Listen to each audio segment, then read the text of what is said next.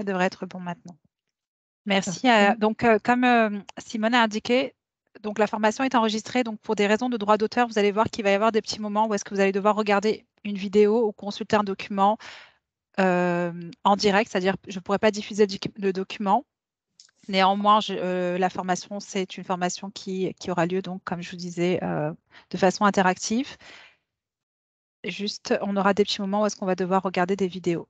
Donc, c'est en train de charger la présentation et l'enregistrement a démarré. Oui.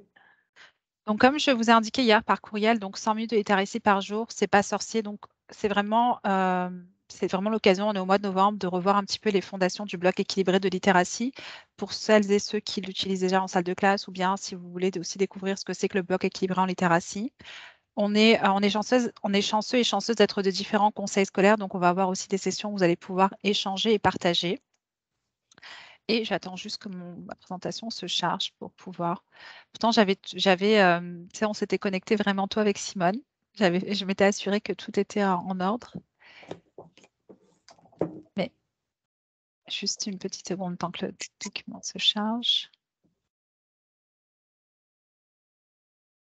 Donc, je tiens aussi, comme Simone l'a dit, à vous remercier pour être là ce soir avec tous les aléas. Donc, je suis vraiment très heureuse de vous avoir dans ma formation. Voilà, ça fonctionne. En tout cas, moi, Tu vois l'écran? presque. Ouais. Je vois un écran noir. Ah, voilà. Est-ce que tout le monde Moi, voit je le le vois. partage d'écran? Vous pouvez indiquer dans le chat si vous voyez le partage d'écran. Je sais qu'hier, il y a eu un petit pépin technique, il a fallu départager et Bon. repartager. Oui, vous le voyez, super. Oui, on le voit très bien. Alors, moi, je ne le vois pas beaucoup. encore, merci. Ah, OK, moi, je le vois. As-tu un autre... Non, c'est pas un problème. Je pense pas que c'est un problème d'Internet parce que je travaille aussi à la maison. Non, mais Vraiment, as-tu un autre écran sur lequel tu peux le mettre? en fait, c'est en train de charger au niveau de mon, OK, parfait. de mon Donc, ordinateur. C'est pas le problème d'écran. Ah, vous voyez, en fait, vous voyez l'écran. C'est drôle parce que moi, je le vois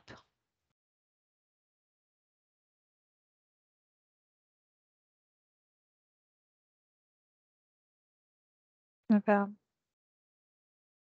Ah, voilà, c'est bon. C'est bon? Que je puisse le faire. Donc, merci à tous donc, pour ma présentation. Donc, on a déjà présenté le titre de la présentation. On va juste prendre une petite minute pour faire la reconnaissance des territoires. Ouais. Ça.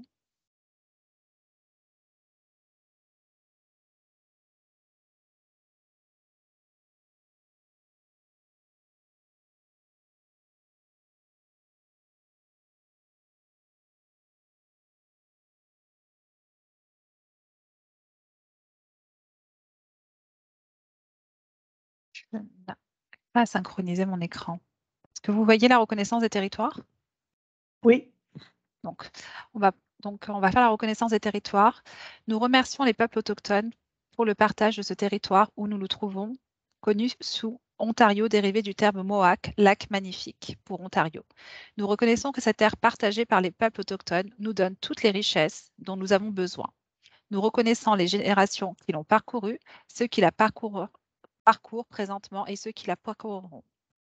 Les appels à l'action du rapport de la Commission de la vérité et de la réconciliation nous parlent de l'importance de l'éducation à comprendre notre passé et le territoire où nous habitons afin que nous puissions cheminer ensemble dans un esprit uni.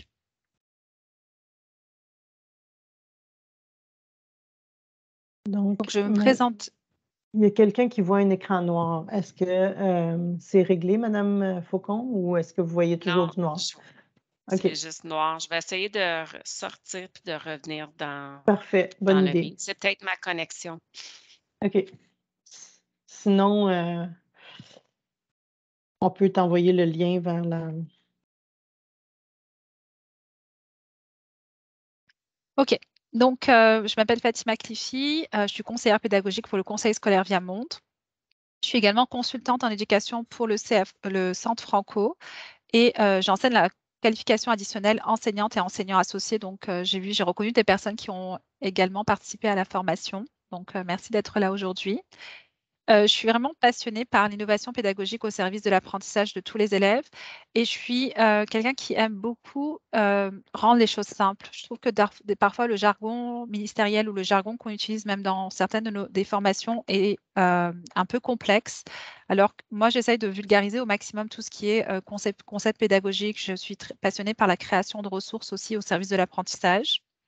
Et donc, je suis conseillère pédagogique et aussi j'accompagne certaines écoles du Conseil scolaire Viamonde. Donc là, j'ai les deux casquettes. J'ai la casquette de formation, mais également d'accompagnement. Donc, j'apprécie énormément d'avoir la chance d'accompagner des enseignants dans leur quotidien en salle de classe.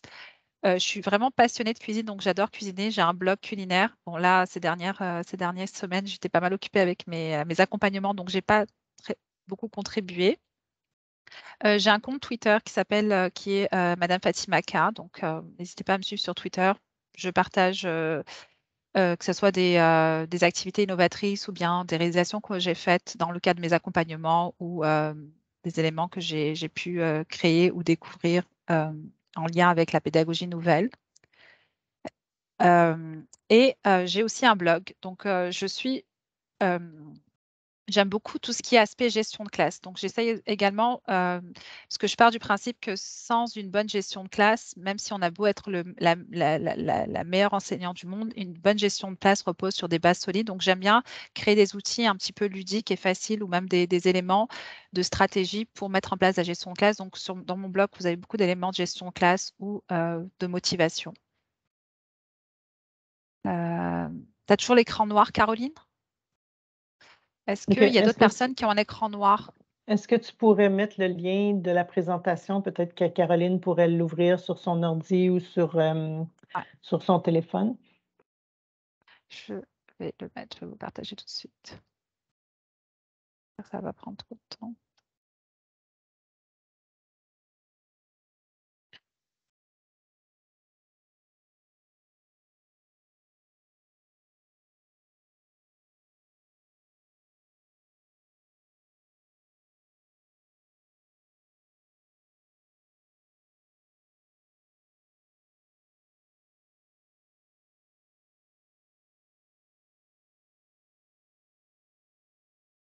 Je vais partager le lien à tout le monde dans le clavardage.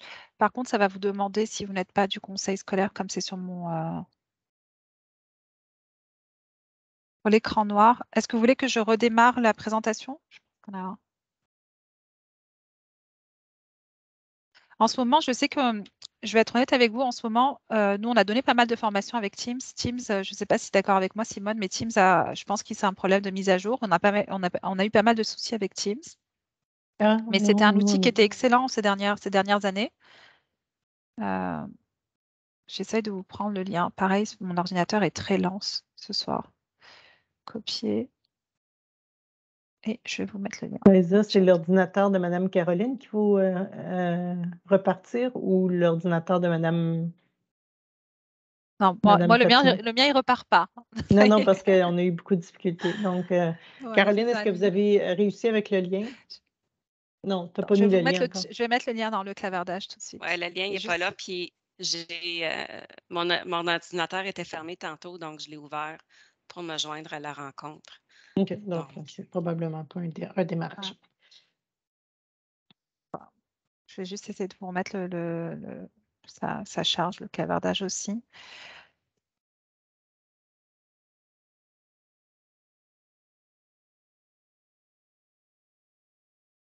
Moi, c'est tout est là. Attendez. J'avoue, vous avez posé la question, est-ce qu'il y a des personnes... Alors, ce que j'avais fait, c'est que j'avais créé un form et j'ai vu que Simone a pris les présences. J'avais complété un form pour prendre les présences. Donc, c'est pour ça que je vous mettais et vous. J'aurais aimé avoir justement vos... Ben, tu peux quand même le mettre, là. Oui, vous pouvez cliquer. Alors, les liens Alors, ce qui se passe, c'est que tous les liens dans le slide sont cliquables. Donc, si vous avez besoin de rejoindre... voilà, ça marche là. Je vous ai mis.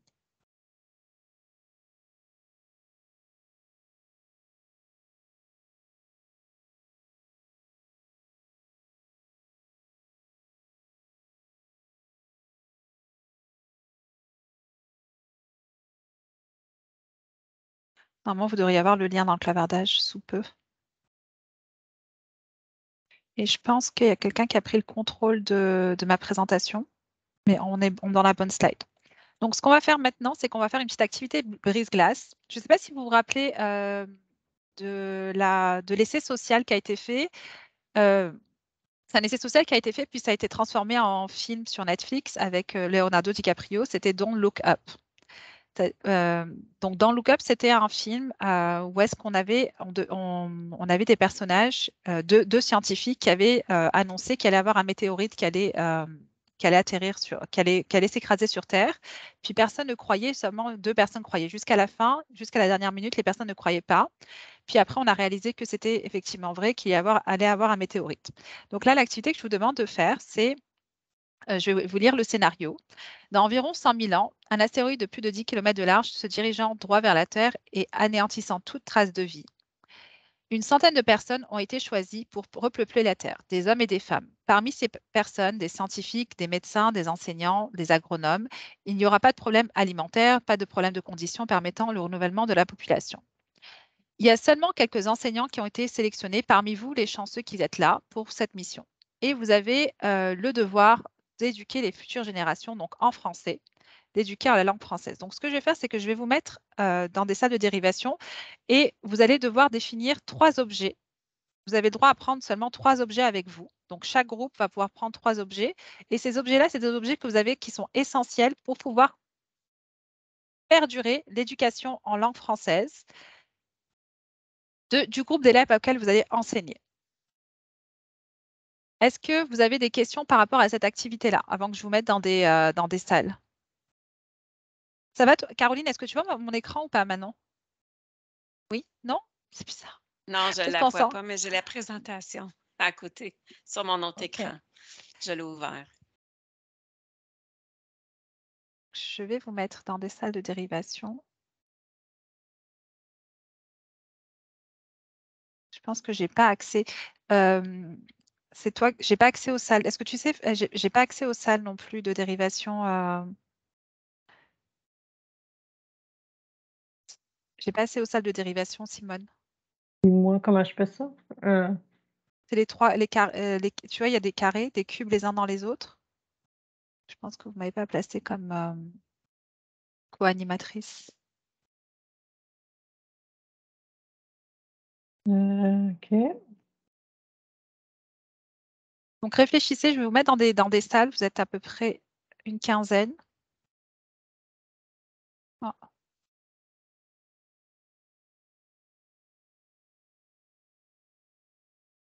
Euh, là, tu avais modifié mon rôle. ouais, mais je pense que Euh, ça a pas. Je pensais, je l'ai mis comme mon rôle a partie. été modifié. Ouais, je suis devenue participante. Donc, tu étais déjà. OK. Donc, ce que je vais faire, c'est que j'ai une autre option pour vous mettre dans des salles. Euh, c'est que j'ai créé des salles de travail. Donc, je vais aller un peu plus loin dans la présentation. Puis, je vais vous demander,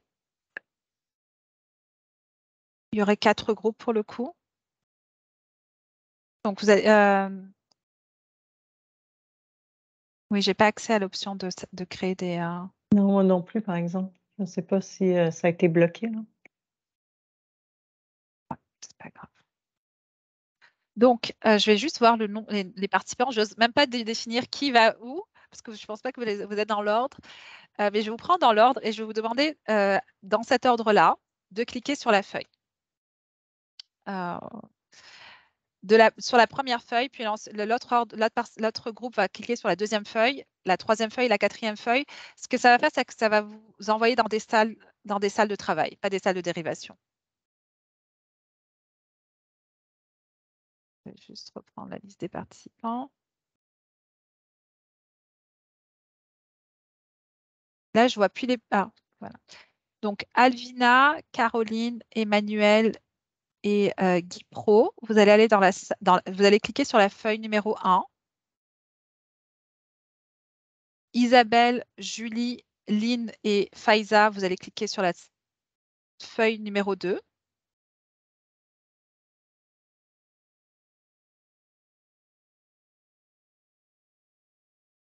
Magali, Nathalie.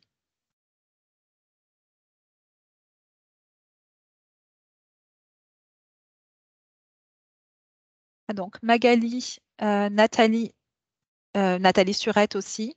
Et Cécile, vous allez aller cliquer sur la feuille numéro 3.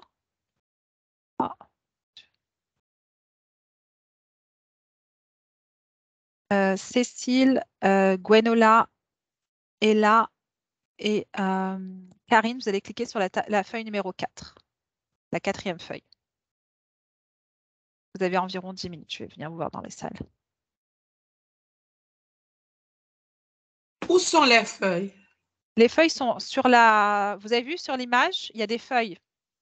C'est qui me demande? Magali? Magali. Magali, quelle feuille je vous avais donnée? 4.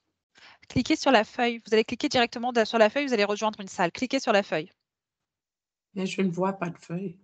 Vous voyez pas un écran avec une feuille? Des Non. feuilles? Des feuilles d'automne. Des feuilles d'automne. C'est la 9e diapo, mais je clique sur la première feuille et ça ne fonctionne pas. Oui, moi non plus, je clique sur la feuille où ça dit, où ça vous présente, là. Il y a une feuille d'érable, enfin une feuille d'automne en haut, mais ça ne fait Non, rien c'est pas. non plus. Non, mais Non. c'est pas. Vous n'êtes pas sur la bonne page. Je vais mettre la feuille de Magali, la salle numéro 4, je vais la mettre dans le clavardage. Je vais vous mettre le lien dans le clavardage. Merci. Puis, on va continuer. Je suis désolée des soucis techniques. Je crois que on va tous, on va tous les mettre. Donc, salle numéro 4. Je vais juste... Le clavardage est bloqué pour moi à chaque fois aussi.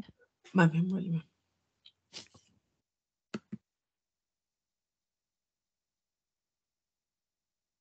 Et qui c'est qui me disait pour la salle numéro 1 qui n'arrivait pas à rejoindre? Salle numéro 1, Alvina. Et Caroline. Moi non plus en salle 3. Nathalie Surette. C'est comme si, quand on essaie de rejoindre, ils ne nous laissent pas entrer parce que ça prend quelqu'un d'autre pour nous faire entrer. Ah, non, mais je vois ce que tu... Au début de la réunion, nous faisons savoir à vos contacts que vous êtes patientés, mais là, si tu veux devenir organisateur, il faut que je rentre un code. Je vois ce qui se passe. Je vois ce qui se passe. Attendez une minute, je vais vous laisser entrer.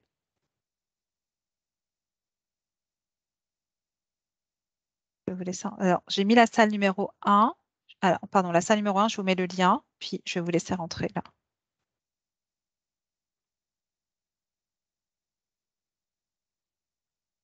Là, normalement, les salles numéro 1, vous devriez être.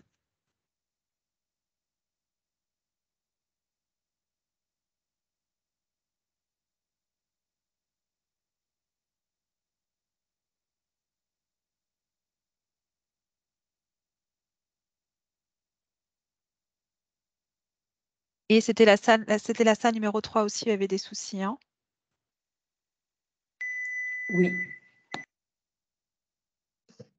Et je vais vous laisser rentrer.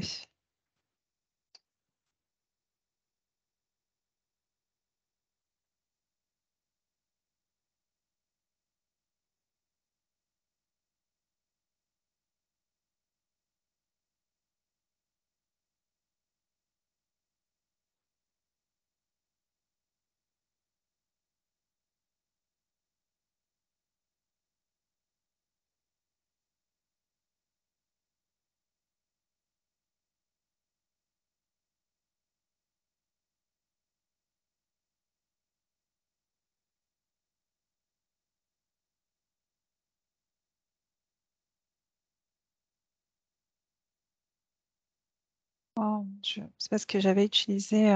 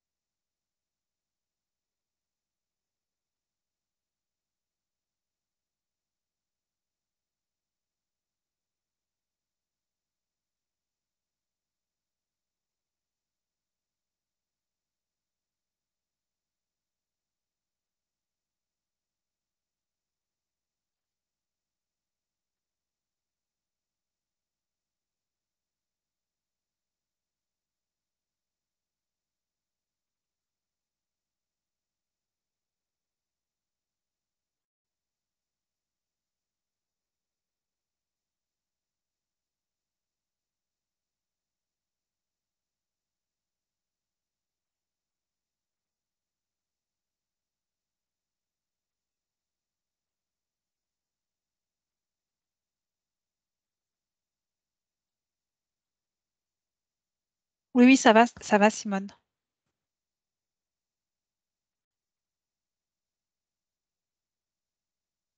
Alors là, normalement, je vais juste laisser rentrer les dernières personnes.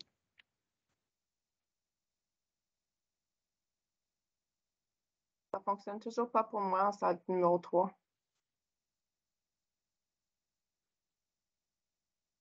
Est-ce que là, vous pouvez... c'est qui? C'est Nathalie qui c'est qui demande? Oui, Nathalie Surette. J'ai essayé avec le lien, puis encore, c'est la même chose que tantôt.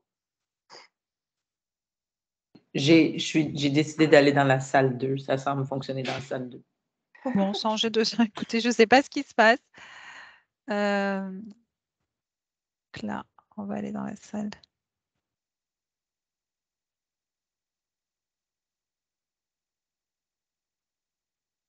Oui, pas de problème.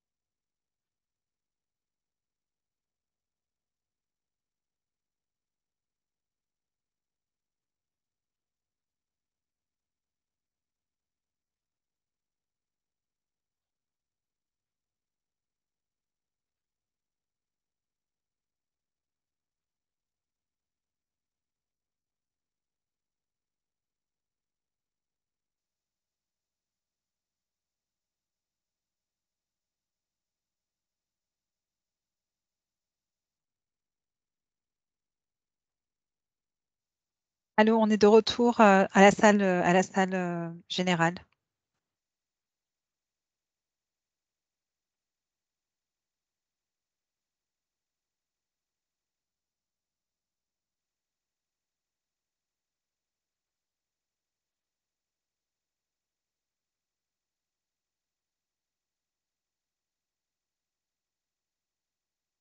Allô tout le monde, on est de retour à la salle générale. Je ne sais pas si vous êtes de retour aussi.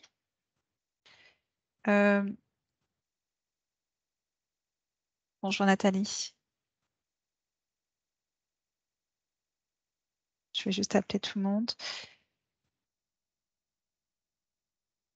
Alors, est-ce qu'il y a un groupe? Alors, le groupe, je ne sais pas comment ça s'est passé finalement, mais je pense que ce qui s'est passé, il y a des personnes de mon conseil scolaire qui ont pu rentrer dans les salles parce que j'avais créé les salles de dérivation par inadvertance avec le courrier de mon conseil scolaire, donc vous n'aviez pas l'autorisation d'accéder. Donc, on est tous de retour.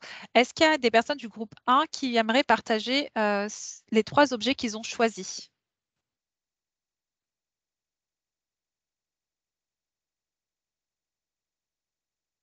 Du groupe 1, ça veut dire de la feuille numéro 1.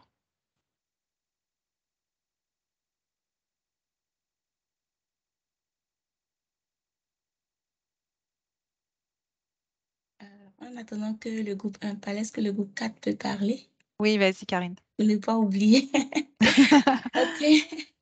OK. Dans le groupe 4, on a décidé de prendre les 3 objets suivants, un dictionnaire, un livre illustré et puis un cahier et un stylo. Bon, ces deux en un, le cahier et le stylo font le même objet. Oui, vous avez mis emprunt. OK. Donc, pourquoi on a pris ces objets-là? Parlant du cahier, on a fait allusion à l'écriture. Ça nous permettra de pouvoir écrire, de pouvoir prendre des notes de tout ce qu'on a fait ou bien de tout ce qu'on va faire. Et puis, le livre illustré, ça va nous permettre de pouvoir non seulement pouvoir lire aux élèves, mais aussi de pouvoir développer la communication orale. Parce qu'avec les images, ça nous permettra de pouvoir, avec nos nouveaux élèves, communiquer et puis leur permettre d'avoir leurs idées, tout ça. Bon, le dictionnaire, c'est par rapport au vocabulaire. D'abord, si tu as dit 100 000 ans d'environ 100 000 ans, donc on ne sait pas, peut-être que le vocabulaire a changé, peut-être qu'il y aura de nouveaux mots. Donc, pour ne pas perdre notre vocabulaire, on s'est dit, OK, on va prendre le dictionnaire qui pourra nous permettre de pouvoir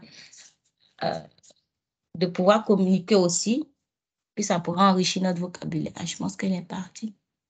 Je suis là? Non, je suis là. Ah, d'accord. Donc, c'est ma caméra qui...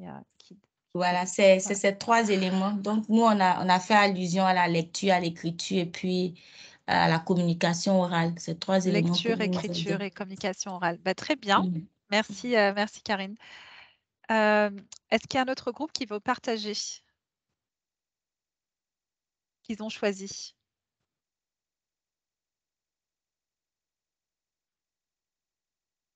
Mais nous autres, dans le groupe 2, oui. La feuille 2, on avait le souci d'essayer de couvrir des matières différentes. Fait que là, on a parti d'un dictionnaire, puis là, on essayait peut-être que si, comme un style encyclopédie à 12 tomes, comme dans le bon vieux temps, de souci de pouvoir non seulement enseigner, mais enseigner peut-être des façons de ravoir l'électricité, de ravoir tes questions de survie. Il y avait la question d'un leximat aussi. Puis pour la mathématique, les concepts de mathématiques. Puis après ça, on avait un recueil de textes, mais avec des textes illustrés, puis des différents types de textes dans ce recueil-là pour exposer les enfants à différents types de textes. C'est ce que la feuille 2 a soulevé. Type de texte. Très bien, merci. Est-ce qu'il y a un autre groupe qui veut partager? Je sais qu'il y a une salle qui ne fonctionnait pas. Ou une salle où est-ce qu'il n'y avait pas... Donc là, on est on est sur tout ce qui est encyclopédie, dictionnaire illustré, pour continuer aussi à développer le vocabulaire, parce qu'on ne sait pas forcément dans quel type d'environnement on va revenir. Et moi, ce que et c'est juste pour faire pérenniser le vocabulaire. Donc, comment est-ce qu'on apprend le vocabulaire aux élèves? Parce qu'on part d'une image et chaque mot ou chaque objet a un mot, il y a un mot qui le définit. Merci beaucoup. Je ne sais pas s'il y a d'autres personnes qui veulent partager, sinon on va continuer. Et donc, c'est un petit peu réfléchir comme ça, c'est-à-dire des fois, en salle de classe, on est en moment de survie. On doit enseigner la communication orale, la lecture et l'écriture, mais on n'a pas forcément les ressources. On ne sait pas vraiment par quelles ressources on va commencer. Et justement, l'objectif de la formation d'aujourd'hui, c'est une formation plutôt échange. C'est d'apprendre en fait le nouveau. Donc, je vais vous présenter rapidement le nouveau guide d'enseignement de la lecture et les habilités fondamentales de la lecture de la maternelle jardin à la 6e année. On va ici comprendre aussi comment est-ce qu'on enseigne la lecture et l'écriture et la communication orale dans une journée avec des stratégies pour travailler vraiment sur les 100 minutes. On parle de 100 à 120 minutes de bloc de littératie. On va aussi partager les éléments justement on pourrait exprimer en fait avec des mots simples les éléments du guide essentiel du guide d'enseignement de la lecture et de l'écriture. Et on va aussi commencer à peut-être retourner à la maison avec des éléments d'activité à la maison ou demain en salle de classe avec des éléments d'activité qui vont vous permettre tout de suite de mettre en place les activités en salle de classe. Donc, rapidement, donc ce matin, cet après-midi, on a commencé par l'introduction. On va parler un petit peu des composants du bloc équilibré en littératie. On va avoir une petite pause et on va voir comment est-ce qu'on peut créer des blocs de 100 minutes par jour grâce à la co-construction justement de blocs. Et on n'a pas, chacun a sa façon d'enseigner les 100 minutes de bloc de littératie. Donc, je vais vous présenter différents éléments et puis vous allez pouvoir aussi piocher dans ces différents éléments ce qui vous correspond le mieux et planifier le bloc équilibré de littératie. Mais avant de commencer, vous avez un petit peu expliqué dans ma présentation qu'on a un nouveau document qui est sorti un petit peu, qui n'a pas forcément bouleversé le domaine d'éducation, parce que nous, on sait que en tant qu'enseignant, on fait tout ce qu'on peut pour apprendre à lire à nos élèves. On s'applique vraiment à ce que tous les élèves puissent apprendre à lire correctement. Néanmoins, on s'aperçoit justement qu'il y a des élèves qui atteignent le niveau escompté à la fin de l'année. Il y en a qui ont du retard, qui cumulent vraiment plusieurs années de retard et qui se retrouvent en tant qu'adultes à avoir des difficultés de lecture qui peut nuire justement à leur développement. Et le droit à la lecture, le droit de lire s'applique à tous les élèves, à tous les enfants et non pas seulement aux enfants avec le trouble de lecture. Donc, juste pour vous rappeler l'historique de ça, il y a une dizaine d'années, il y a un adulte qui a porté plainte, qui a dit qu'il y avait des troubles de dyslexie et qui a porté plainte contre sa commission scolaire et qui a dit ma commission scolaire n'a pas mis en place de stratégie pour m'appuyer dans mon apprentissage de la lecture. Dans le fond, je suis devenue un adulte qui ne sait pas lire, qui a des difficultés d'apprentissage. Et donc, il a gagné son procès. Et 10 ans plus tard, après une commission d'enquête au niveau de l'Ontario, on a sorti donc le rapport de l'enquête qui s'appelle le droit de lire et qui oblige désormais les conseils scolaires à mettre en place des stratégies de différenciation et de cibler justement les élèves avec des difficultés et de documenter les activités qui ont été les actions qui ont été mises en place pour pallier à ces activités-là. Donc au final, l'Ontario, ce qu'on s'est aperçu, c'est qu'il ne respectait pas ses obligations en matière d'exercice du droit de lire aux élèves. On ne parle pas de tous les conseils, on parle vraiment d'une enquête qui a été faite à l'ensemble de l'Ontario, donc on ne cible pas un conseil scolaire en particulier. Et l'Ontario l'Ontario manquait à ses obligations en termes d'appui aux élèves avec des troubles de la lecture et beaucoup d'autres élèves. Donc, ces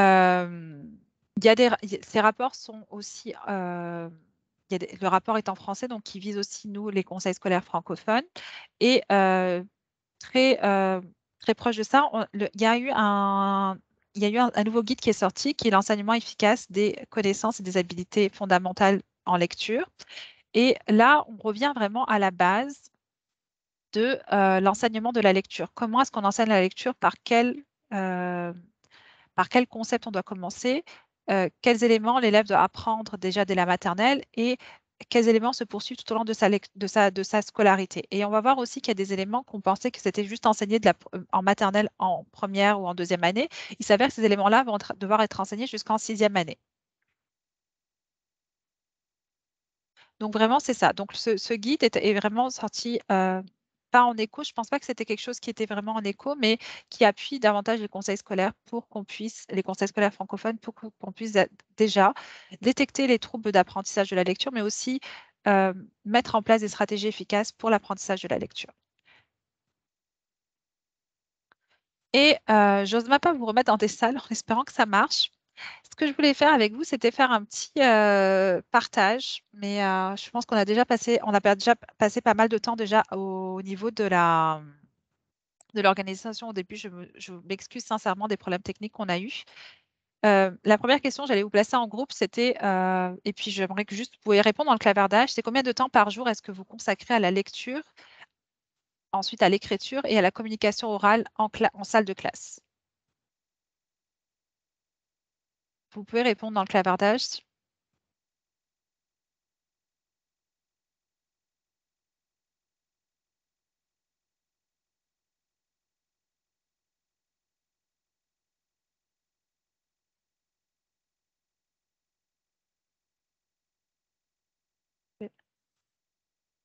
Donc, grosso modo, hein, je ne vous demande pas de prendre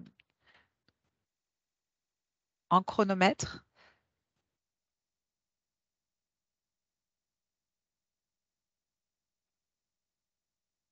« 180 minutes par jour, 120 minutes. »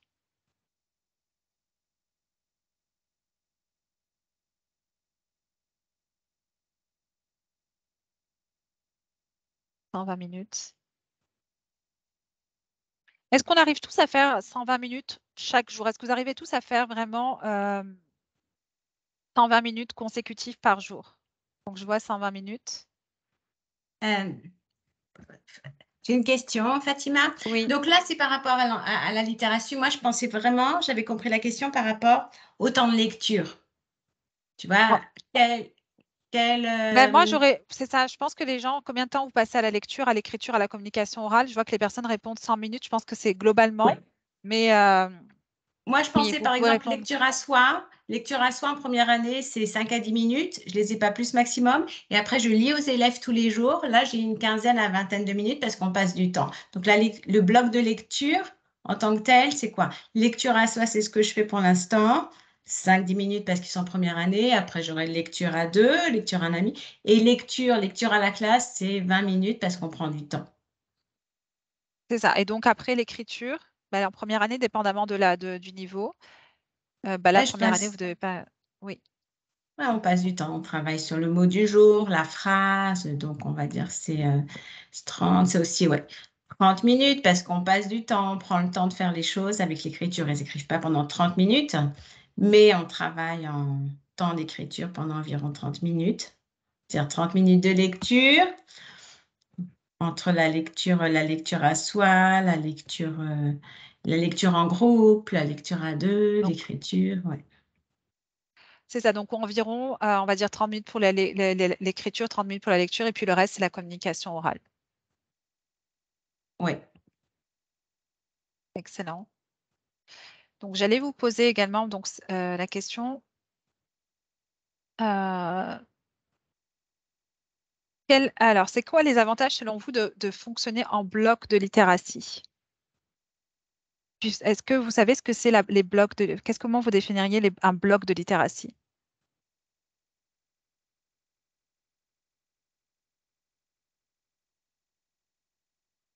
Moi, je pense que c'est Carrie. Moi, je pense Oui. qu'un bloc de littératie, c'est une période où on est capable d'intégrer, de mettre les trois domaines, le français, la lecture et puis la communication. Et ces trois domaines, c'est de manière équilibrée, c'est-à-dire on ne fait pas on ne donne pas plus de temps à un qu'à l'autre, je pense. Mais c'est un bloc où on a la communication, la lecture et puis l'écriture. Pendant les 120 minutes ou les 100 minutes, on a les trois domaines. Exactement. Donc, en général, on appelle ça, c'est un bloc équilibré, c'est-à-dire que dans votre horaire, dans votre horaire de classe, vous allez avoir un bloc, que ce soit le matin ou après la récréation, un bloc consécutif. Vous allez pouvoir enseigner l'écriture, la lecture et la communication orale. Merci, Karine. On va passer à la question suivante. Donc là, tu as partagé ça, Gwenola, tes situations de lecture en salle de classe quotidiennement. Toi, tu disais que tu avais la lecture autonome. Donc toi, ils sont en première année, donc tu fais ça de façon progressive. La Oui. lecture partagée que tu fais aux élèves. Oui. Et après, je vais intégrer la lecture avec un ami. Mais c'est vrai qu'honnêtement, en première année, au début, les faire lire pendant 5 minutes, c'est encore un processus. C'est encore un apprentissage que Oui. les enfants font. Parce qu'on est tôt dans l'année. Mais après, c'est vrai qu'on intégrera aussi la lecture à un ami. Ouais. Et on va voir un petit peu plus tard comment s'organise justement un bloc équilibré de littératie. Vous allez voir un peu plus tard comment est-ce qu'on enseigne justement les différentes façons d'enseigner la lecture. Et l'écriture, comment vous vivez la journée en l'écriture, comment vous faites les différentes situations de lecture, lecture guidée, partagée, autonome à l'élève. Donc très bien, écriture partagée, autonome, guidée, centre de littératie, intégration avec les autres matières. Et pour l'écriture, comment ça se passe? Magnola, tu me disais aussi que tu faisais l'écriture au quotidien à environ 30 minutes. Oui, aussi, on fait des tâches ensemble, c'est pareil. Est-ce que, Ouais. ouais, l'écriture partagée, autonome, guidée, oui, on fait. Donc on va J'imagine voir. que c'est.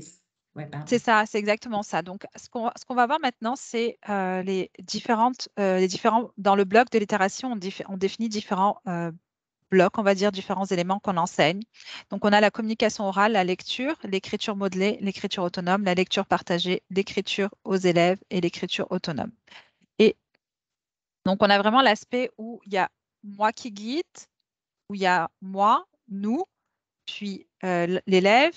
Et puis, il y a des moments où, justement, on va permettre à l'élève de pouvoir travailler de façon donc, en groupe ou de façon autonome.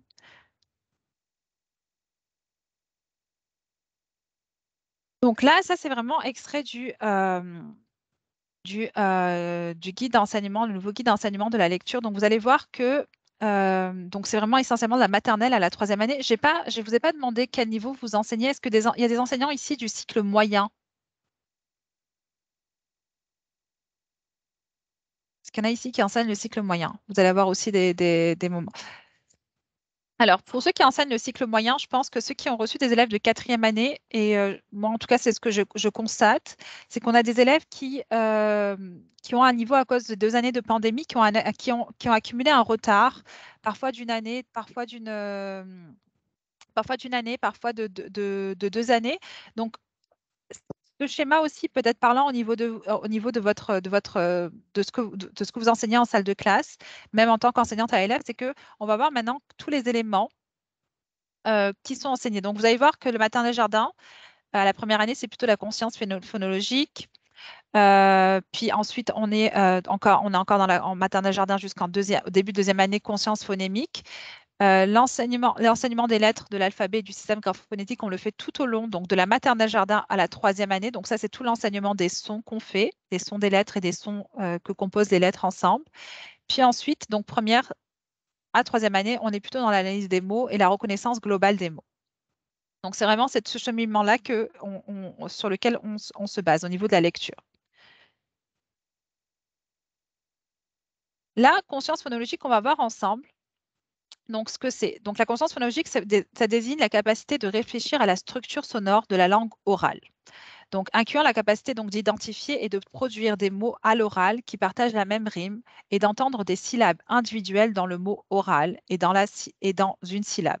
Donc, ça permet aussi d'isoler une voyelle et le son qui la suivent, la rime. Là, on va faire une petite activité ensemble. Donc, si je devais enseigner chenille, combien de fois je vais taper dans les mains? Chenille. 2 fois. Si je devais, donc ensuite, on a le mot cocon. Je vais isoler les syllabes, donc cocon. Je tape 2 fois. C'est la première, ça, c'est vraiment la première étape. Papillon, on va taper 3 fois des mains. Et à chaque fois, une activité que vous pouvez faire, c'est que vous allez déplacer, par exemple, un bloc vers l'avant. Donc là, on va lire la phrase.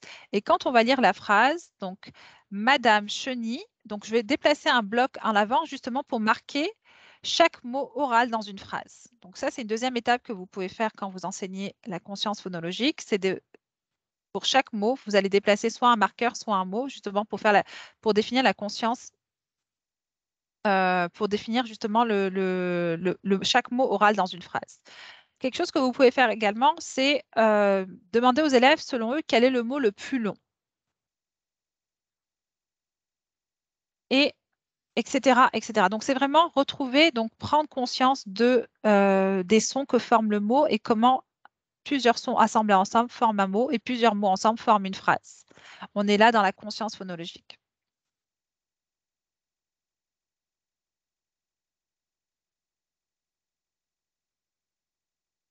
La conscience phonémique, c'est quelque peu différent. C'est sous la composante de la conscience phonologique qu'il s'agit de la capacité d'identifier et de manipuler des plus petites unités sonores dans un mot à l'oral, ce qu'on appelle les phonèmes. Donc, la segmentation du phonémique et la fusion phonémique sont deux habiletés les plus importantes, contribuant directement donc à l'apprentissage de la lecture. Par exemple, le premier, on vous demande, on pourrait faire cette activité-là, et c'est vraiment des étapes. Je reprends le guide. En fait, ce que j'ai fait, c'est que j'ai repris le guide, le nouveau guide d'enseignement de la lecture. Exactement, tableau idéographique. Si vous avez besoin d'un référentiel, je pense que je vais vous partager un tableau idéographique un peu plus loin. Tableau idéographique, c'est un excellent outil pour travailler le vocabulaire, pour travailler le sens des phrases et pour travailler l'écriture, parce que tableau idéographique, ce qu'on demande aux élèves, donc non seulement ils vont composer une phrase avec tous les différents éléments qui composent la phrase, mais ensuite on va demander à l'élève d'écrire. Moi, j'aime beaucoup aussi cette activité-là. Merci France.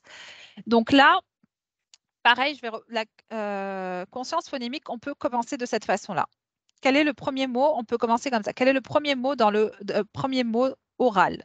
Donc, lac, non, pardon, quel est le premier son dans le mot oral? Lac, le premier son, c'est, l'élève devrait dire, c'est le L, la, L. Quel est le dernier son oral? Donc, l'élève doit être capable de prononcer donc les sons oraux au début, au milieu et à la fin. Donc là, on est dans la conscience phonémique. On est là encore en maternelle jardin et en première année. Vous pouvez avoir des enseignants, des élèves qui sont en 4e, 5e année qui n'ont pas encore cette conscience-là. Donc, c'est important de revenir sur ces bases-là.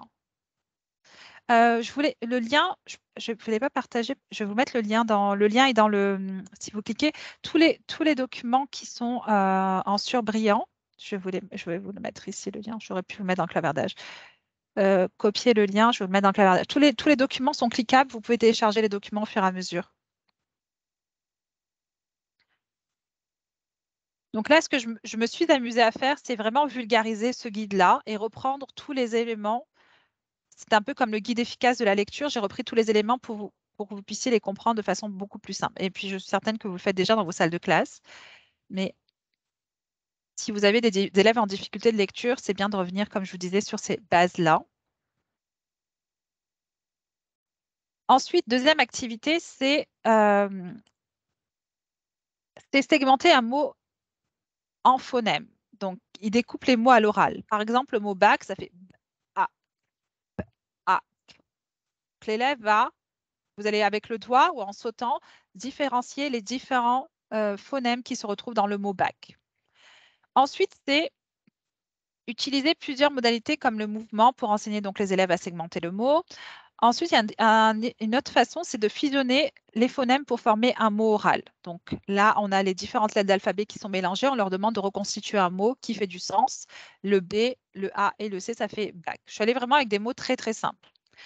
Dans une avant-dernière étape donc, de conscience phonémique, ce que vous pouvez faire avec les élèves, c'est vous pouvez utiliser des blocs de couleurs et décider, par exemple, le mot tomate, c'est que vous allez supprimer, au fur et à mesure, vous allez supprimer des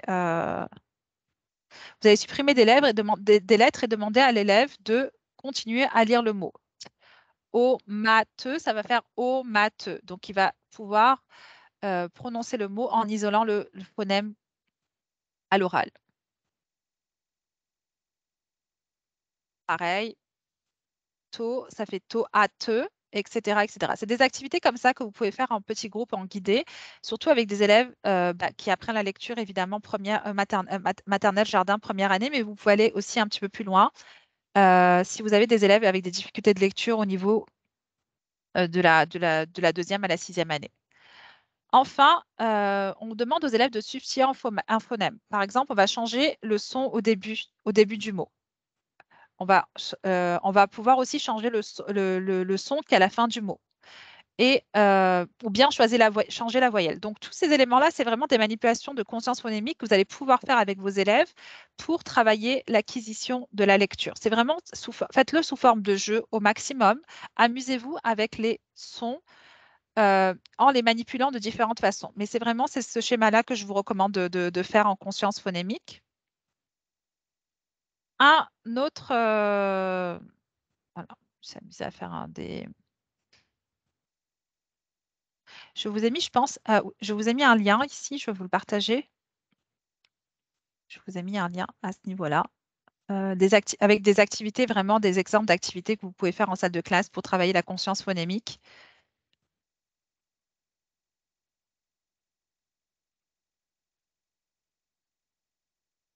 Alors, la connaissance des lettres et du système graphophonétique. On va commencer. Alors ça, c'est vrai. Je vous aurai accès à la présentation. C'est vraiment dans cet ordre-là qu'on vous recommande d'enseigner le système graphophonétique. Donc surtout si vous êtes au niveau là, vous êtes au niveau du primaire. On commence par les graphèmes et phonèmes simples. Ensuite, on a les graphèmes et phonèmes complexes, diagraphes et trigraphes. On a ensuite là tout ce qui est ou, i, e, on, ch, n, et puis on va commencer avec les 1, les O, etc. Graphèmes et phonèmes qui impliquent une des 3 semi-consonnes. Donc, oui, wo, ouï, œil. Et ensuite, donc, vous allez enseigner les stratégies d'autres stratégies de dépannage. Par exemple, les mots à la fin, les mots à la fin, etc.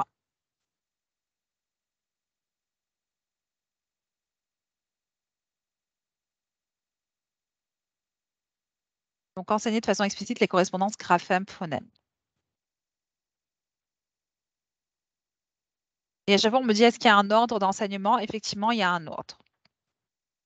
Donc ensuite, au niveau de l'enseignement des mots écrits, c'est plutôt l'enseignement qui porte sur la structure des régularités orthographiques de mêmes mots et de même structure morphèmes et des mots écrits. Il peut donc s'agir de nouvelles structures ou des structures nécessitant, par exemple, un renforcement. Donc ça, c'est les mots orthographiques fréquents, des régularités orthographiques contextuelles.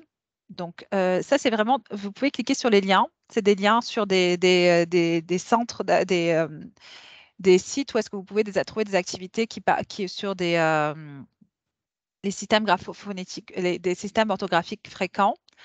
Alors, on travaille ensuite, par la suite, tout ce qui est mots préfixes et suffixes. Donc, il y a des exercices en ligne. Je vous ai mis des exercices en ligne si vous avez besoin de travailler en ligne avec vos élèves. Donc, les contraires, les espaces ou les temps, etc., etc. Les actions, les hauts et les bas. Donc, tout ça, vous allez avoir accès à cette présentation-là à la fin. Vous allez pouvoir les avoir. Je vous ai mis ici, puis vous allez avoir accès au lien. Vous avez mis quelques activités que j'avais créées justement pour travailler la conscience phonologique, la conscience phonémique, l'étude de mots, etc. Donc là, c'était une activité, c'était que les élèves allaient faire une petite course et aller récupérer des sons qui correspondaient aux mots qu'ils avaient devant eux. Vous pouvez cliquer aussi sur les images et vous allez avoir accès directement aux activités. Un jeu aussi sur des mots à structure répétée avec l'abeille Bibot. Ça, c'est la maison des sons. C'est une maison des sons qui a été faite un peu plus, façon un peu plus actuelle avec des images qui sont plus parlantes pour les élèves de façon actuelle. Je sais que c'est quelque chose qu'on utilisait beaucoup. C'est juste que j'ai modifié j'ai modifié un petit peu on va dire le gabarit pour que ça soit beaucoup plus facile pour vous d'utiliser. Il y a la roue des sons également. Ça, c'est une activité que j'aime beaucoup faire. C'est que je mets aux élèves une roue avec un son que j'ai enseigné. Et ils ont, par équipe, chacun a un son en particulier à trouver. Et par équipe, ils ont un minuteur. Ils doivent trouver un maximum de mots qui contiennent ce son. Et c'est une excellente activité pour eux, justement, pour vérifier l'écriture des sons. C'est une activité d'écriture et de communication orale à la fois. Et j'ai mis également des sites web pour travailler justement les éléments de lecture en centre d'apprentissage. Le village des sons n'est pas accessible. J'essaie de cliquer et ça ne s'ouvre pas. Par contre, les autres, c'est correct. Mais lui, Lequel? Le village des sons. Lui, il n'a pas, on n'arrive pas à l'ouvrir. Ah, le dernier, oui, bah, écoutez, je vous le partagerai, il est dans mon blog. C'est sur D'accord, un ok. fichier Google, c'est un fichier Google. Je vais mettre D'accord, super. Merci. la maison des sons.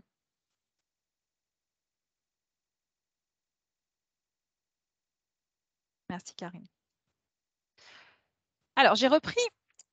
On n'a pas, comme je vous disais, c'est pas sorcier, on n'a pas réinventé la roue.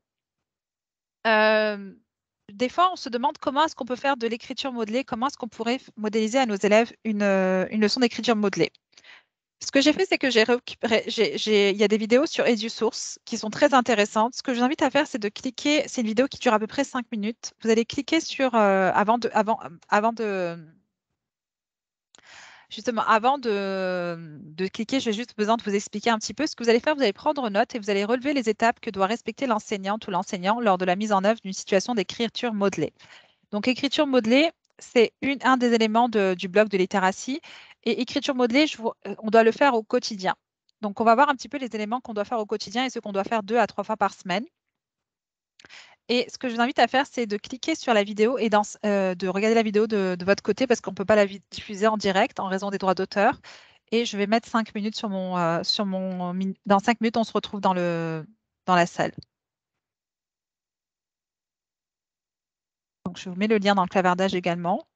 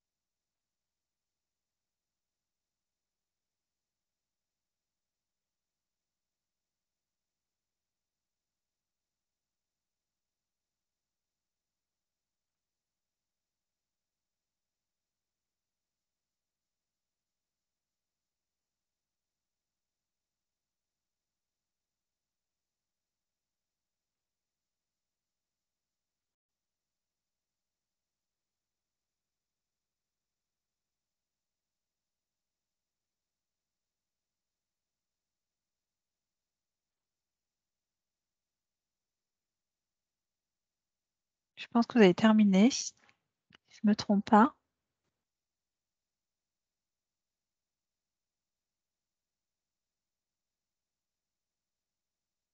Oui, c'est terminé. Alors, est-ce que vous avez repéré les étapes?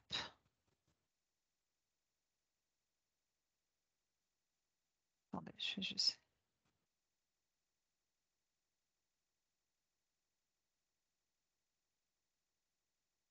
Donc, souvent, l'élément, la lecture. Donc, il y en a qui veulent partager les étapes qu'ils ont relevées justement dans l'écriture, modelée.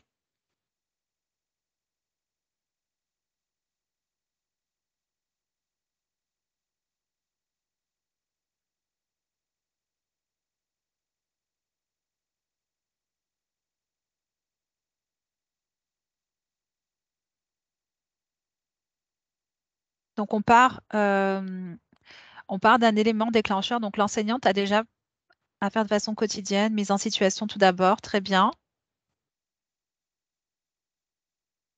3 grandes étapes. Excuse, est-ce que tu voulais, par ta question, est-ce que tu voulais comme qu'on cible qu'est-ce qu'il y avait dans le avant, C'est comme la mise ça, en c'est situation, puis ça. le Prendre en pendant, note puis le après? exactement, qu'est-ce que fait l'enseignante, les 3 étapes. Et c'est vraiment un modèle vraiment très, très simple à mettre en place. C'est juste reprendre justement les 3 grandes étapes de l'enseignante. Donc, élément déclencheur. Donc, alors, rappel, elle fait un rappel. Ensuite, la deuxième étape. Euh, euh, ensuite, la deuxième étape avant, elle a fait une prédiction. Oh, mon Oui. micro est fermé. Elle a fait Non, une non, je prédiction. t'entends. Ah, ok. Je pense qu'elle a fait une prédiction. Après la mise en situation, elle a fait une prédiction. Et puis, je pense qu'elle a aussi inclus l'étude de nouveaux mots. Et puis, je pense que c'est ça dans la... Bon, c'est ce dont je me rappelle dans la mise en situation. Et puis, c'est une activité, comme tu disais, exactement. Donc là, les élèves, l'enseignante, elle modèle. Donc, elle est vraiment, les élèves sont spectateurs, c'est-à-dire qu'à haute voix, elle pense comme si les élèves allaient penser comment est-ce qu'elles allaient écrire. Elle prend le temps d'écrire. On peut même faire des erreurs. Dans l'écriture modelée, on peut faire des erreurs dans notre écriture. On peut vraiment se mettre dans la peau d'un élève en écriture modelée.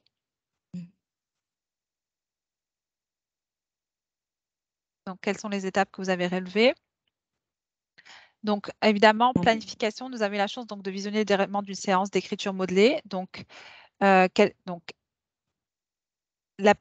de planification, donc les stratégies et qu'elle a enseigné. Donc, l'étape de planification, donc c'est donc les étapes qu'on a relevées. Ce que j'aimerais bien voir avec vous, c'est excusez-moi, en écriture, on enseigne, on évalue les attentes en écriture, c'est pas des attentes au niveau du travail final, c'est qu'on doit enseigner vraiment la planification. Comment est-ce qu'on planifie l'écriture? Et dans tout cela, il y a ce qu'on appelle les traits d'écriture qu'on doit enseigner ou les éléments d'écriture qu'on doit enseigner.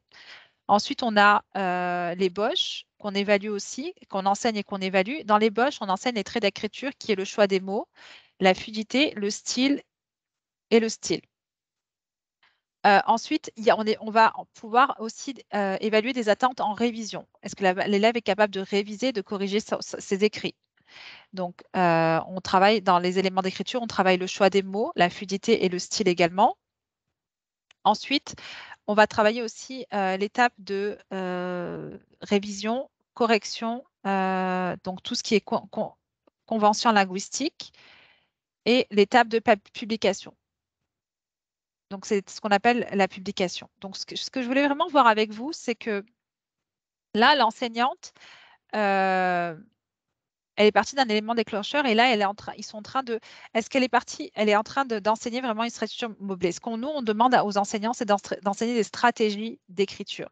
Il y a des stratégies d'écriture en planification, en ébauche, en révision, en correction et en publication.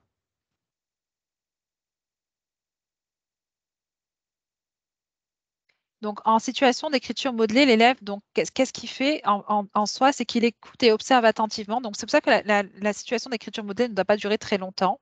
Il fait également des expériences avec il fait des liens avec ses expériences et ses connaissances personnelles.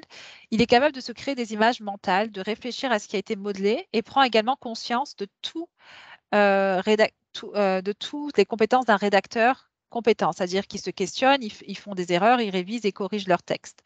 Et il peut également partager son appréciation du texte ou demander des clarifications.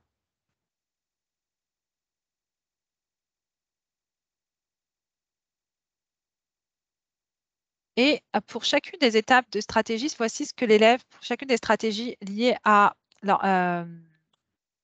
aux éléments d'écriture, voici un exemple justement de ce que peut faire l'élève. Il met ses idées, donc regardez au niveau des idées, au niveau de la structure, du choix des mots, de la fluidité, du style et des conventions linguistiques. C'est vraiment des éléments que vous allez pouvoir ajouter dans les critères d'évaluation que vous allez mettre dans la grille d'évaluation. C'est qu'à l'intérieur, il va travailler des éléments qui sont liés aux éléments d'écriture d'un écrivain.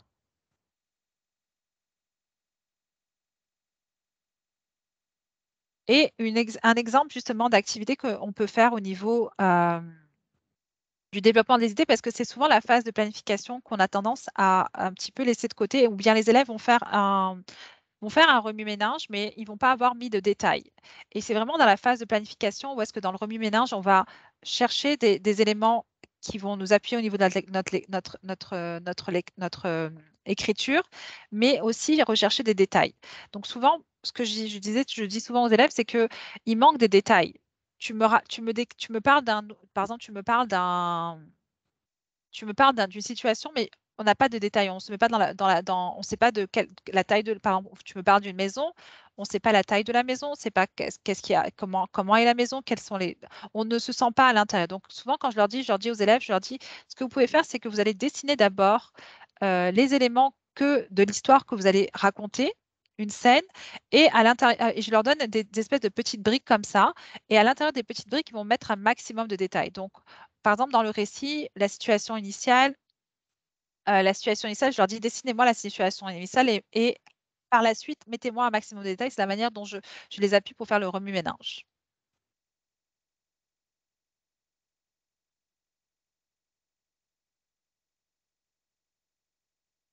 Est-ce qu'il y a des questions par rapport à... Est-ce que ça vous dit les éléments d'écriture? Est-ce que ça vous dit quelque chose? Les éléments d'écriture, les traits d'écriture?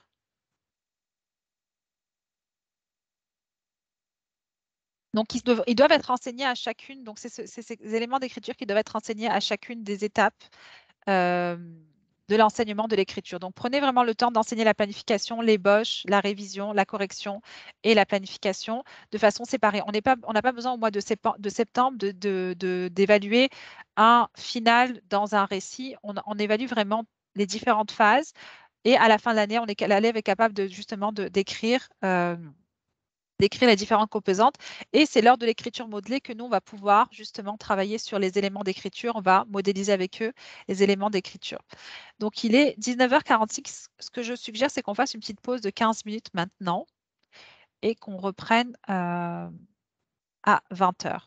Il nous restera 30 minutes. Je ne sais pas si on aura le temps de tout finir, mais on va aller un petit peu plus vite.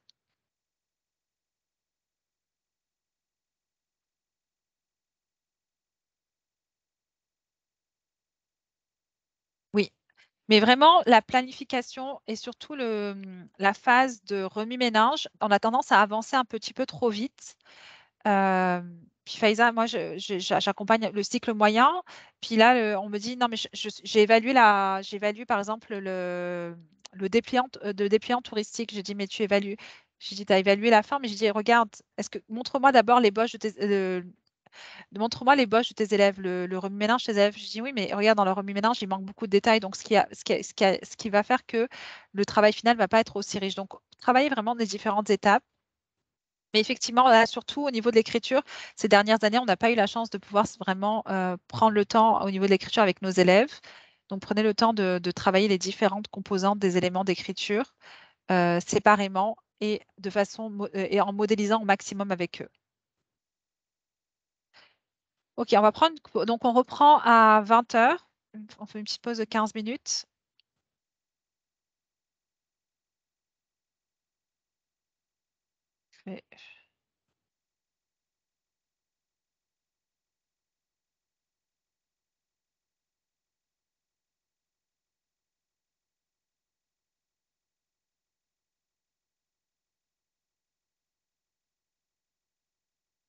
Est-ce que je peux poser une question Oui, oui, avant vas-y, qu'on revienne? OK. moi je Moi, reste là. OK. C'est surtout concernant la révision. Dans les différentes étapes, là, la révision, bon, en tout cas, on a tendance à confondre avec la correction. Donc, la révision, concrètement, c'est quoi on fait pendant la révision? La Là, planification, l'ébauche, c'est correct, mais la révision, c'est un peu confus à mon niveau. la révision, c'est Mm. ce que tu vas faire, c'est que tu vas enseigner, par exemple, un élément de grammaire. Par exemple, tu as enseigné, qu'est-ce que toi, tu Je suis es en en train troisième. d'enseigner, oui, je suis en train d'enseigner comment on appelle ça, les classes de mots. Je suis sur le déterminant. OK. Là, par exemple, tu as enseigné le déterminant. Mm. La révision se fera uniquement sur les éléments que tu as enseignés. OK, OK. La C'est-à-dire correction, Mm. tu vas vraiment sur les éléments. Vous allez dire, par exemple, on a travaillé le déterminant, on a travaillé le déterminant, on a travaillé la conjugaison des verbes au présent. On va cibler la révision seulement de ces deux éléments-là. Mais révision, ça veut dire aussi, au niveau de tout ce qui est aspect grammatical, mais ça peut être aussi, révision, c'est qu'est-ce que je peux ajouter? Est-ce que je peux ajouter des idées? Est-ce que je peux ajouter des détails à mon texte? Est-ce que mon texte a de la voix? Est-ce que mon texte est en train de, est-ce que mon texte amène les gens amène le lecteur à comprendre à quoi ressemble le personnage? Donc souvent, moi, l'étape de révision, ce que j'aime bien faire, c'est que je mets les élèves, je vous suggère de mettre les élèves en groupe, revenir sur les éléments. Donc tu leur donnes une grille de révision, c'est-à-dire au niveau de la grammaire que tu as enseignée, mais aussi en discutant, les élèves vont dire, est-ce que tu vois à quoi ressemble le personnage? Est-ce que par exemple, si c'est un lieu, qui fait quoi? Est-ce que tu sais, est-ce qu'il y a des détails? Est-ce que les détails ont été mis?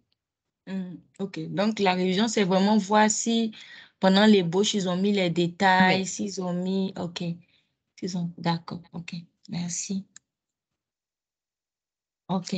Et après, mais la révision, c'est aussi, c'est ça, c'est la structure du texte. Mais moi, je dirais dans la révision, ce que tu mets aussi, c'est les éléments que tu as enseignés de façon explicite. Si tu as enseigné des éléments de grammaire de façon explicite, c'est l'occasion pendant la révision de leur dire, faites attention, on vient de voir cet élément-là. C'est l'occasion aussi, toi, de voir si ça a été acquis également. OK. OK. D'accord. Merci.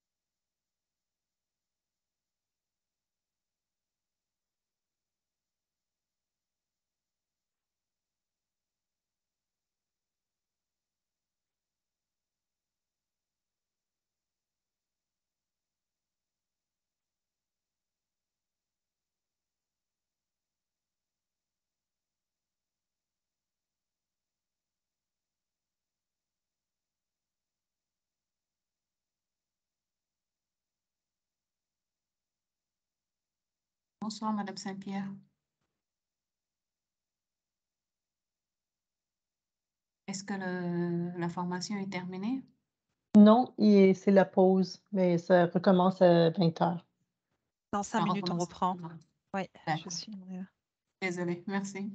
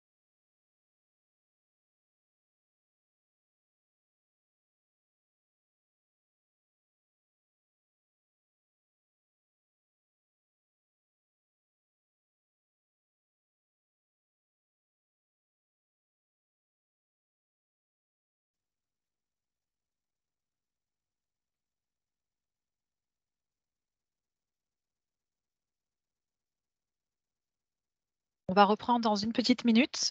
Donc, j'espère que vous êtes tous de retour et on va passer au slide suivant. Donc, il nous reste quand même pas mal de contenu à voir d'ici la fin. Pareil que pour tout à l'heure, je vais vous inviter à regarder une vidéo d'un groupe en écriture autonome et vous allez me répondre à quoi, pourquoi, comment. Comment est-ce que ça a été mis en place? Ah, pardon. Oula, je suis allée un petit peu trop loin, je pense. Attendez une seconde, je vais retourner en arrière. J'espère que vous êtes toutes et tous de retour.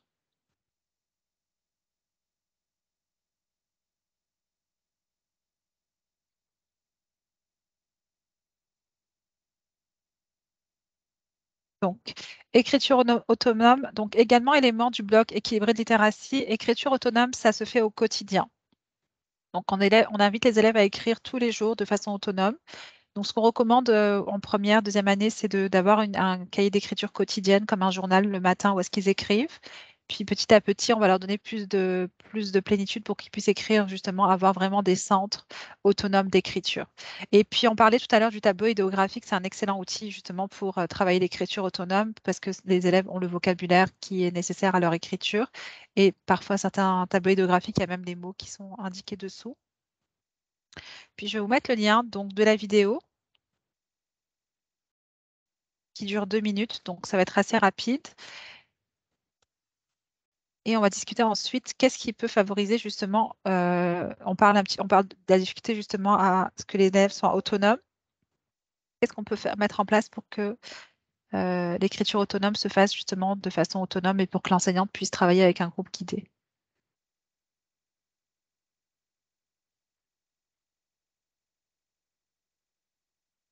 On revient dans une petite minute.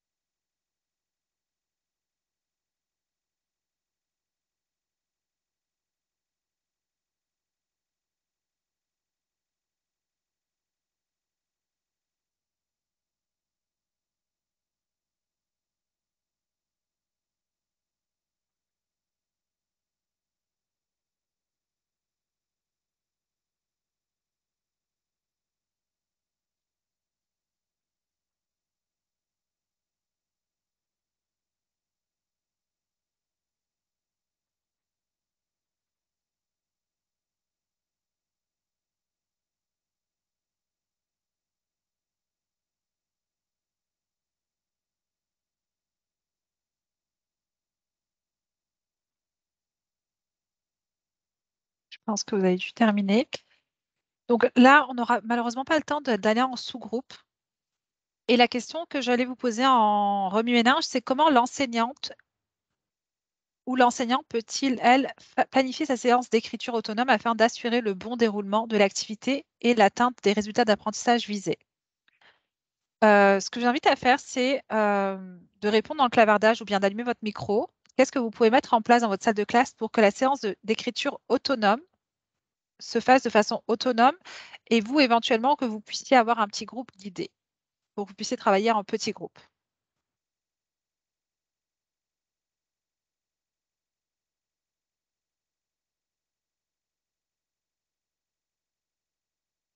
Et puis, je vous rappelle, l'écriture autonome, vous pouvez également la faire en centre d'apprentissage. Il peut y avoir un centre d'apprentissage en écriture autonome.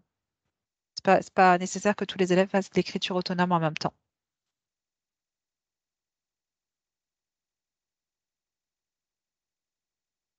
Donc, moi, souvent, je vous dis, j'avais mis les éléments dans le Padlet. J'avais séparé de façon à ce qu'on parle tout d'abord de l'aménagement de la salle de classe, de la disposition, justement, la disposition des élèves, les ressources, mais également qu'on puisse discuter également des choix de stratégies visées. Donc, écriture autonome signifie enseignement d'une stratégie d'écriture.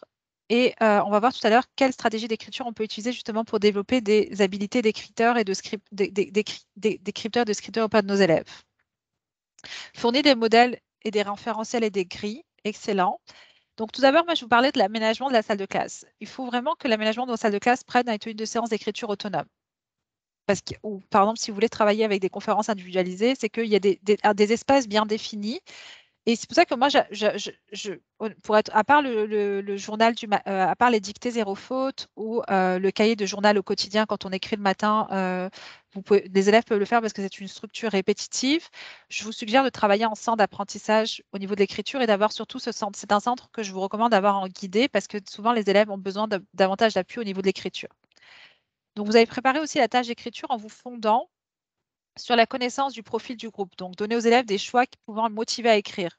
Si vos élèves aiment écrire sur telle ou telle chose, offrez-leur le choix. Un écrivain, il écrit ce qu'il veut à la fin. Un écrivain écrit des choses qui lui correspondent, qui correspondent à sa personnalité. N'imposez pas forcément d'éléments. Si vous avez la possibilité de mettre des éléments qui sont en lien avec le profil de votre salle de vos élèves ou qui motivent vos élèves, allez-y.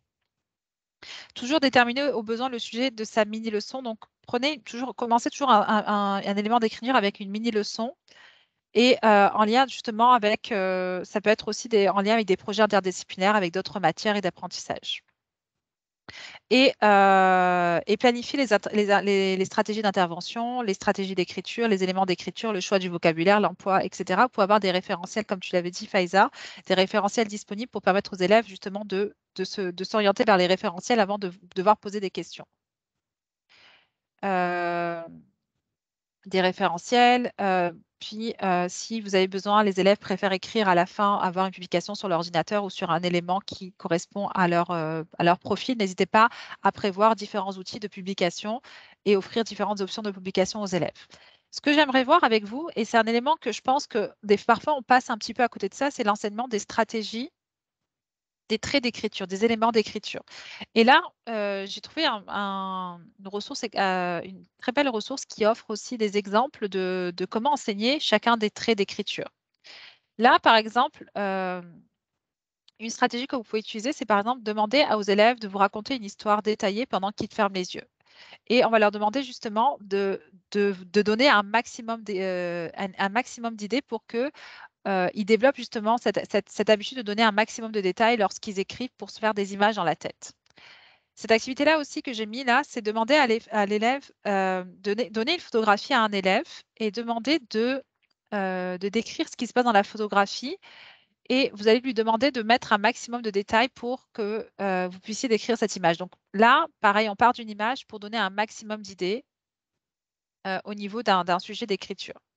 Donc, l'élève ne part pas de rien parce que souvent, ce qui manque aux élèves, c'est qu'il manque non seulement les idées, et il manque le vocabulaire. Donc déjà, si on leur offre quelque chose d'imagé, ils peuvent vraiment dégager le vocabulaire.